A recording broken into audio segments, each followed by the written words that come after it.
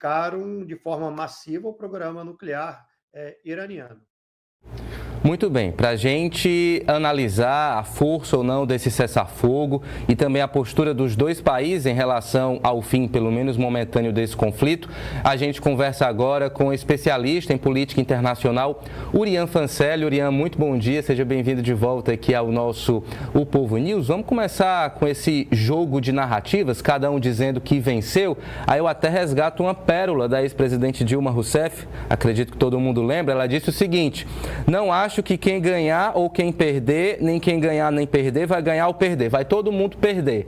Eu acho que é isso, né? Não dá para dizer que ninguém ganhou, todo mundo saiu perdendo. Realmente essa frase de Dilma Rousseff agora se encaixa muito bem, porque tivemos mortes, tivemos destruição.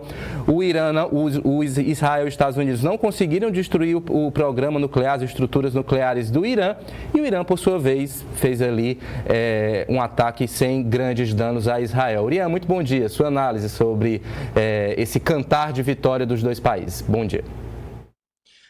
Bom dia, Ítalo. Um prazer estar aqui com vocês.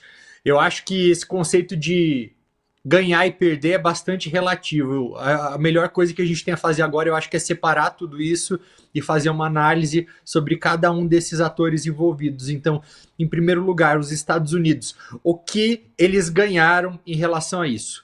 Vale lembrar que hoje, dia 25 de junho, está acontecendo a cúpula da OTAN lá nos Países Baixos, na Holanda, em um momento no qual existe toda uma crise em relação ao papel dos Estados Unidos nessa aliança, ele que é o país mais forte, o país que mais investe recursos na aliança.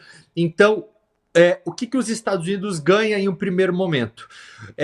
O Trump ele chega nessa cúpula projetando força internacional, ele chega lá como alguém que, por conta da sua operação, da operação norte-americana no Irã, ele conseguiu, de certa maneira, alcançar uma paz, por mais que seja uma paz temporária, até mesmo porque não dá para a gente falar que esse conflito chegou a um fim, muito pelo contrário. Se houve um cessar-fogo, foi um cessar-fogo apenas das hostilidades dos últimos 10 dias, lembrando que no ano passado a gente já tinha observado, tanto em abril quanto em outubro, ataques ocorrendo entre Irã e Israel. Então, se existe um cessar-fogo, é um cessar-fogo de agora, tá? Mas o Trump ele chega lá dessa maneira. Porém, o que ele poderia ter perdido? Ele poderia ter perdido se os Estados Unidos fossem arrastados de maneira mais direta para essa guerra. Havia de fato o risco disso acontecer, porque dependendo da maneira como o Irã respondesse, e ele respondeu apenas com aqueles ataques calculados contra as bases norte-americanas no Catar, foi uma resposta já que visava uma não escalada do conflito. Aí o Trump ele poderia perder, porque ia ser obrigado a entrar em uma guerra, sendo que uma base bastante considerável das pessoas que apoiam o Trump politicamente não iam gostar que isso acontecesse. Então, essa é a posição dos Estados Unidos. Agora, o Irã, ele perde no sentido de que ele teve, de fato, apesar de não ter grande parte das suas... apesar de não ter o programa nuclear iraniano destruído, foi, de fato, um golpe bastante grande, que mostrou uma vulnerabilidade do próprio regime, vai atrasar em alguns meses, de acordo com alguns dados que a gente já tem, esse programa nuclear iraniano. Então, nesse aspecto, acaba perdendo.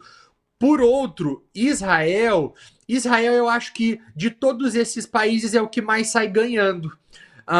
Eu entendo que Israel também tenha sido alvos dos iranianos, mas o regime conseguiu algumas coisas. A primeira delas, mostrar que tem o respaldo dos Estados Unidos, isso é algo bastante forte.